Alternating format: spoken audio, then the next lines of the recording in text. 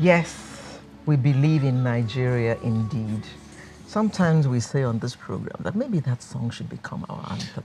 I would, if I'm asked to vote. Definitely. Yeah, and your toes as Yes, my well. toes will go. Welcome back. Now let's get this show started. On February 20th, over 100 schoolgirls were kidnapped from Dapchi, Yobe State, and on March 21st, the girls were returned to the community. Residents of Dapchi are indeed overjoyed at the return of their abducted daughters, but they insist that their joy would only be complete if the girl still being held on religious grounds is released. And we are also pleased to hear that the president has said that he's taking this rather personally and he would not rest until that one girl is returned. These are security issues, and for that reason, we have two security consultants in the studio this morning. Tanwa Ashiru, starting with the lady, of course. Good morning. Good morning. And thank you for joining us. Thanks for having me. We also have Sheye Adetayo. Good morning. Good morning. And we have a public affairs analyst, Alesta Wilcox. Good morning. Good morning, hello. Thanks for having me. Thank you for It's joining nice to share us. this stage with you. Now, let me start with the lady. Okay. Do you think we should applaud the security agencies for the return of those girls? Well, absolutely. It's good news that they're back. So we all should be excited about that. Now, as far as applauding them, though, we really criticize them That's going a bit too far, is it? for it even happening. The fact At that it all. even happened to begin with. Mostly because we've been there before. We should have learned lessons from the last time it happened. Indeed. And so I think what this is even doing is making us ask, do we really, really want to find these Boko Haram members? Do we really want this war to end? Because we're starting to see money being put into it, people benefiting from the insurgency. You know, there's so many questions. Things like it took them so long to travel from where they were to Dapchi and vice versa. And we have ISR platforms, surveillance aircrafts or whatever. Could we really not have tracked or traced them the entire way? And the same even goes with exchanging money. For instance, there have been a lot of articles that are out there that say ransom had been exchanged. And, you know, even for people in the industry, we ask ourselves, we easily could have put a tracker maybe in the money, in the bag, like something. Do we really want to find where they are? Dipad.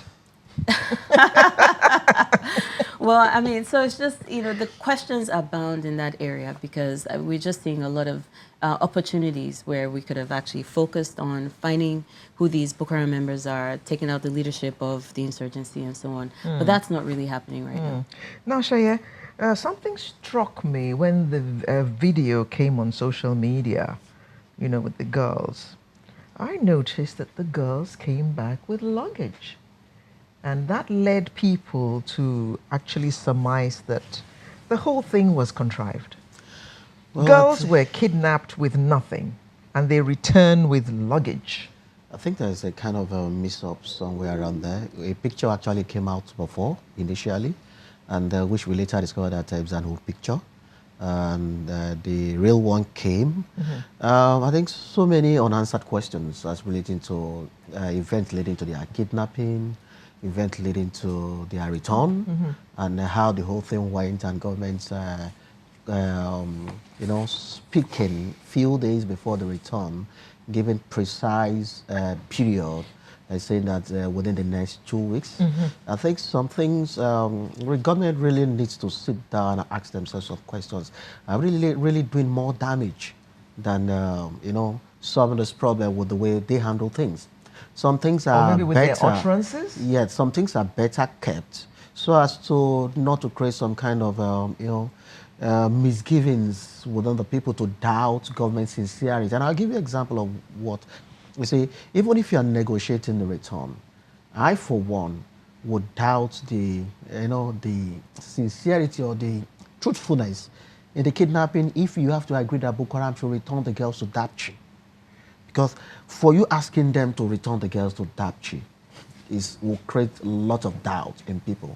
Why not drop the girls somewhere around the border where we'll go and then pick the girls. But for you to allow the girls to be brought back into the Nigerian territory, drive all the way to Dapchi. Do you know the distance between the border and Dapchi time in terms of hours? So you're allowing them free access into the country you claim that you have already secured. No, those are serious issues that even if Nigerians don't, the international communities, Italy will begin to ask questions. You should have negotiated and said, okay, fine, you want to return the girls at the border because we are in charge of our territory. We will not allow Boko Haram to come to have a free ride again. They had the first time driving into the city after the military had been military were withdrawn for whatever reason. Then you are allowing them again to come in and withdraw the military for them. Automatically, you are giving them some kind of leverage. And that also why would you withdraw the military who are supposed to be securing the area and allow free access to criminals? In fact, shouldn't they have been rounded up? The worst part of it is that you gave now the people the opportunity to praise the Boko Haram. So that is the area that I have issues the people with. clapping you and should waving have to given them that room to say thank you for bringing the girls because they don't actually deserve our thanks. The trauma they've made the parent to go through. So whoever is handling this, I'm advising for the sake of the future, consider certain issues before you agree on certain terms.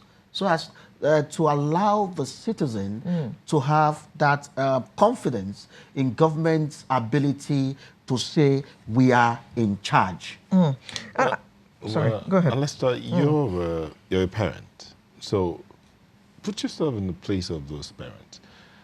What's your concern? The return of your children or the security situation?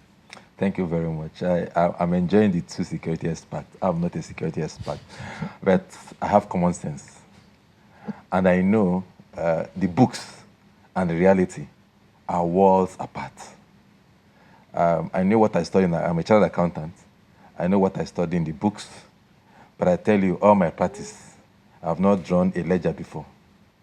So the books and the reality are two different things. And we also know, if, God forbid, an armed robber comes to your house and asks you to allow your wife to cook for him or her, and you see the gun, you will do that. Now, at the point where